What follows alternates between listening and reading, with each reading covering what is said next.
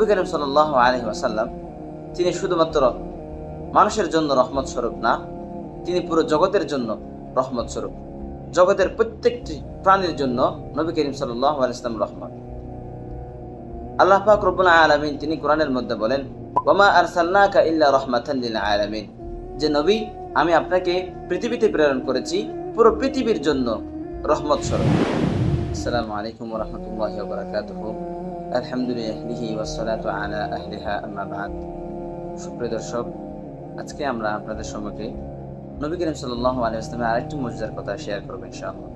হযরত যায়েদ ইবনে আরকাম রাদিয়াল্লাহু তাআলা আনহু থেকে বর্ণিত, নবী করিম সাল্লাল্লাহু আলাইহি ওয়াসাল্লাম তিনি একবার মদিনার গলি দিয়ে হাঁটছিলেন। এমত অবস্থায় তিনি একটা তাঁবু দিয়ে অতিক্রম করছিলেন।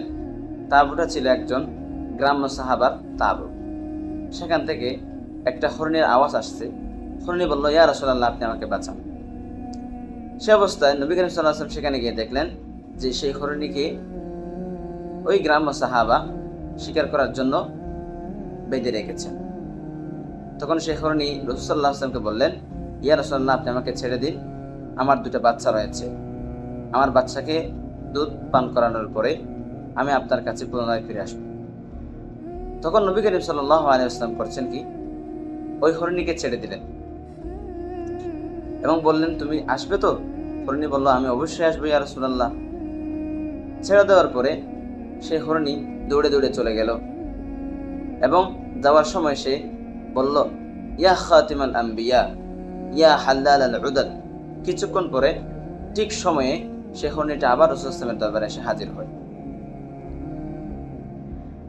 তখন নবী করিম সাল্লাল্লাহু আলাইহি ওয়াসাল্লাম ওই হরিণীকে যেই সাহাবা শিকার করে রেখেছিলেন তাকে বললেন, এই হরিণীকে তুমি আমাকে বিক্রি করে দাও। তখন সেই গ্রাম্য সাহাবা বলল, আমি সেটা আপনাকে হাদিয়াই দিয়ে দিলাম। নবী করিম সাল্লাল্লাহু আলাইহি ওয়াসাল্লাম সেই হরিণীকে ছেড়ে দিলেন এবং সেই হরিণী আল্লাহ তাআলার একত্ববাদের এবং নবী করিম সাল্লাল্লাহু আলাইহি ওয়াসাল্লামের রিসালাতের সাক্ষ্য দিতে দিতে সে চলে গেল। সুবহানাল্লাহ। বোঝা গেল নবী করিম সাল্লাল্লাহু আলাইহি ওয়াসাল্লাম তিনি শুধুমাত্র মানুষের জন্য রহমত স্বরূপ না, তিনি পুরো জগতের জন্য রহমত স্বরূপ।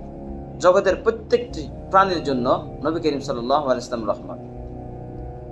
আল্লাহ পাক রব্বুল আলামিন তিনি কোরআনের মধ্যে বলেন, ওয়ামা আরসালনাকা ইল্লা রাহমাতান লিল আলামিন, যে নবী আমি আপনাকে পৃথিবীতে প্রেরণ করেছি পুরো পৃথিবীর জন্য রহমত স্বরূপ।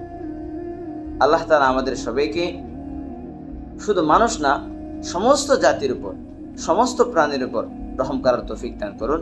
আসসালামু আলাইকুম ওয়া রাহমাতুল্লাহ।